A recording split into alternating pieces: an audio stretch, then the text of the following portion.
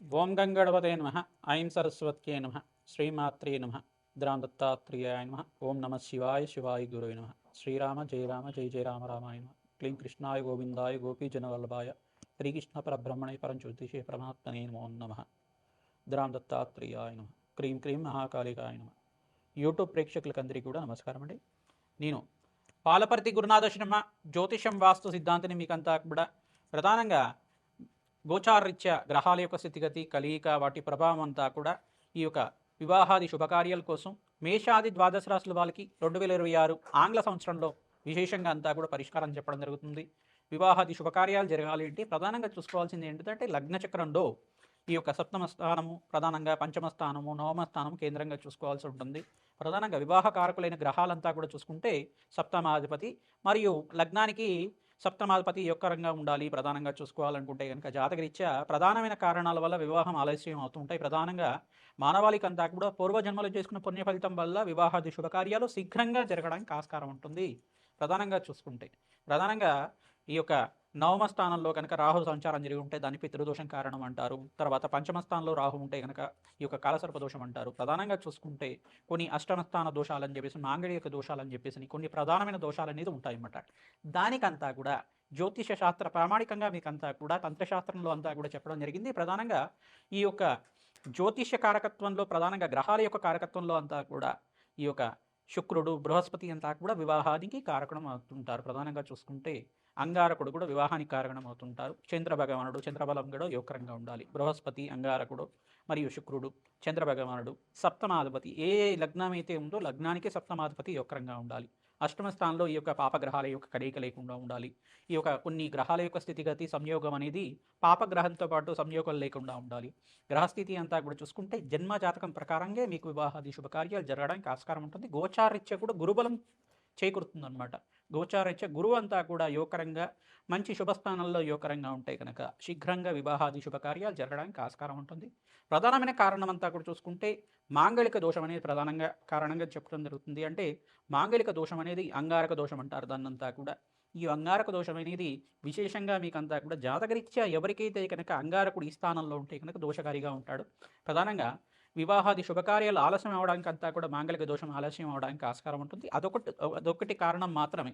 అదొకటే కాకుండా పితృదోషము స్త్రీ శాపము పితృదోషం అనేది మాతృమూలకమైన పితృదోషం కానీ ప్రధానమైన దోషాలంతా కూడా ఉంటాయి. దీనికంతా కూడా కారణంగా చెప్పడం జరుగుతుంది. పూర్వజన్మ చేసుకున్న కర్మశేషాన్ని అంతా కూడా అనుభవించే విధంగా ఉంటుంది. కావున కర్మఫలతాతన శనీశ్వరుడు అంతా కూడా మీకు ఆ కర్మదోషాన్ని నుంచి నివారణ అవ్వడానికి అవకాశం ఉంటుంది. ప్రధానంగా దానికి పరిష్కారాలు కూడా ఉంటాయి. ప్రధానంగా చూసుకుంటే శ్వేతర్క కళ్యాణం అని చెప్పేసి అంటారు, అర్క కళ్యాణం అని చెప్పేసి అంటారు. ప్రధానంగా చిల్లేడు చెట్టుకి కళ్యాణం చేయించడం అనేది ఉంటుంది. తర్వాత కుంభ వివాహం అని చెప్పేసి ఉంటుంది, అశ్వత్థనారాయణ కళ్యాణం అని చెప్పేసి ఉంటుంది. ఇటువంటి పరిహారాలంతా కూడా ఆచరించడం వల్ల శీఘ్రంగా మీకంతా కూడా వివాహాది శుభకార్యాలు జరగడానికి ఆస్కారం ఉంటుంది. మేషాది ద్వాదశ లగ్నాల జాతకులంతా కూడా మేషాది ద్వాదశ రాశుల జాతకులంతా కూడా ప్రధానంగా మీకు వివాహాది శుభకార్యాలు జరగాలి అంటే కనుక శీఘ్రంగా జరగాలి అంటే కనుక సుబ్రహ్మణ్య స్వామి కళ్యాణం అంతా కూడా ఆచరించడం వల్ల శీఘ్రంగా వివాహాది శుభకార్యాలు జరగడానికి ఆస్కారం ఉంటుంది.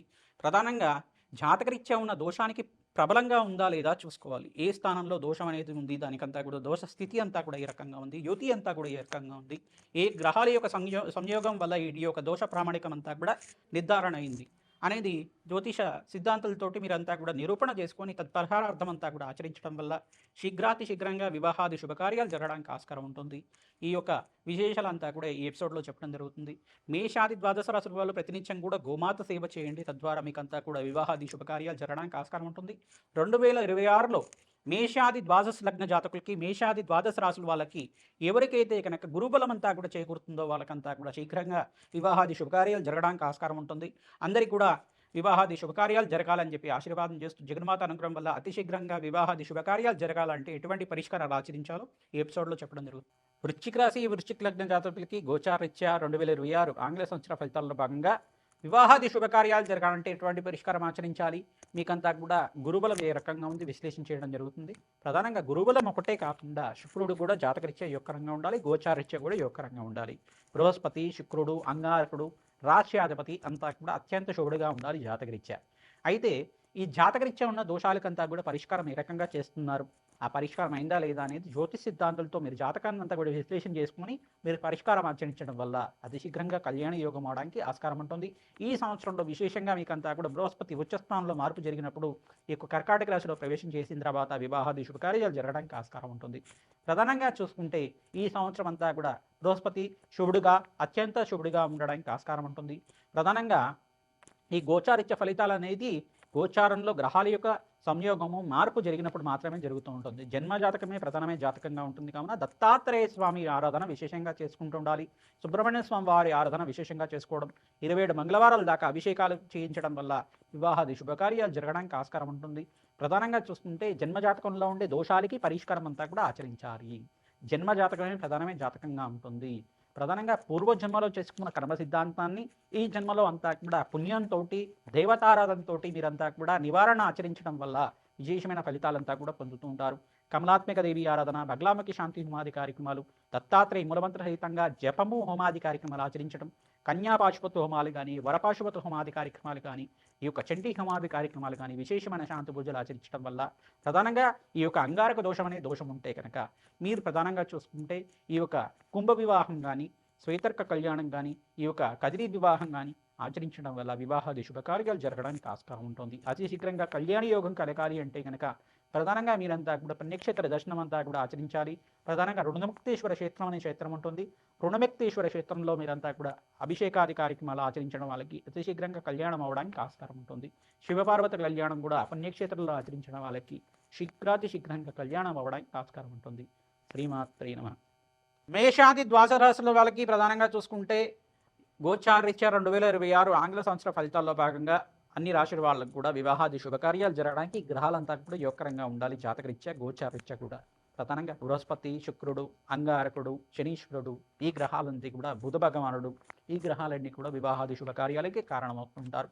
జన్మజాతక రీత్యా మీరంతా కూడా పరిష్కారం ఆచరిస్తూ ఉండాలి. ప్రధానంగా ప్రత్యంగరాదేవి హోమాది కార్యక్రమాలు కానీ, బగలాముఖి శాంతి పూజలు కానీ, కమలాత్మికాదేవి మూలమంత్ర సహితంగా జపము హోమాది కార్యక్రమాలు కానీ, శ్రీసూక్త పారాయణం అంతా కూడా మహాలక్ష్మీదేవి ప్రీతకంగా జపము హోమాది కార్యక్రమాలు కానీ, తామర పూలతోటి శ్రీసూక్త విధానంగా కమలాత్మికాదేవి హోమాది కార్యక్రమాలు ఆచరించిన వాళ్ళకి అతి శీఘ్రంగా కళ్యాణ యోగం అవడానికి ఆస్కారం ఉంటుంది. కన్యాపాశుపత హోమము, వరపాశుపత హోమాలు, ఈ యొక్క మాంగళ్య దోషం అనే దోషం ఉంటాయి కనుక మాంగళ్య దోషం అనే దోషం ఉంటాయి కనుక ప్రధానంగా శ్వేతర్క కళ్యాణం కానీ, అశ్వత్థనారాయణ కళ్యాణం కానీ, కుంభ వివాహం కానీ, కదిరి వివాహం కానీ ఆచరించిన వాళ్ళకి అంగారక దోష నివారణ జరగడానికి ఆస్కారం ఉంటుంది. అంగారక దోషాన్ని అంతా కూడా ఏ రకంగా ఉంది, దానికి పరిష్కారం జరిగిందా లేదా, నివారణ అయిందా లేదా, జాతకాన్ని అంతా కూడా విశ్లేషణ చేసుకుంటేనే తెలుస్తుంది. తద్వారా వివాహాది శుభకార్యాలంతా కూడా ఇదొకటే ప్రామాణికంగా కాకుండా పితృదోషం కానీ, స్త్రీ దోషం కానీ అనేది, స్త్రీ శాపం కానీ అనేది ఉంటాయన్నమాట. ప్రధానంగా మాతృమూలకమైన పితృదోషం కానీ ఉంటుంది. ఈ దోషానికి పరిహారం అంతా కూడా ఆచరించిన వాళ్ళకి అతి శీఘ్రంగా కళ్యాణ యోగం అవడానికి ఆస్కారం ఉంటుంది. ప్రధానంగా ఈ గ్రహాలు 5 గ్రహాలు అత్యంత యోగకరంగా ఉండాలి జాతకరీత్యా. జన్మ జాతకమే ప్రధానమైన జాతకం ఉంటుంది. రాజశ్యామల యజ్ఞాతిగ్రతలు ఆచరించే వాళ్ళకి అతి శీఘ్రంగా కళ్యాణ యోగం అవడానికి ఆస్కారం ఉంటుంది. ప్రధానంగా దత్తాత్రేయ స్వామి వారి పుణ్యక్షేత్రాలు అంతా కూడా తరచుగా మీరంతా కూడా దర్శనం చేసుకుంటూ ఉండండి. అరటి పండ్లంతా కూడా నివేదన చేసి స్వామివారికి భక్తులకంతా కూడా పంచడం వల్ల అతి శీఘ్రంగా కళ్యాణ యోగం అవడానికి ఆస్కారం ఉంటుంది. గోమాత సేవ చేసిన వాళ్ళకు కూడా వివాహాది శుభకార్యాలు జరగడానికి ఆస్కారం ఉంటుంది. శివపార్వత కళ్యాణము, ప్రధానంగా సుబ్రహ్మణ్య స్వామి కళ్యాణం అంతా కూడా ఆచరించిన వాళ్ళకి అతి శీఘ్రంగా కళ్యాణ యోగం అవడానికి ఆస్కారం ఉంటుంది. సీతారాముల కళ్యాణం అంతా కూడా ఆచరించిన వాళ్ళకి అతి శీఘ్రంగా కళ్యాణ యోగం అవడానికి ఆస్కారం ఉంటుంది. శ్రీమాత్రే నమః. దత్తాత్రేయాయ.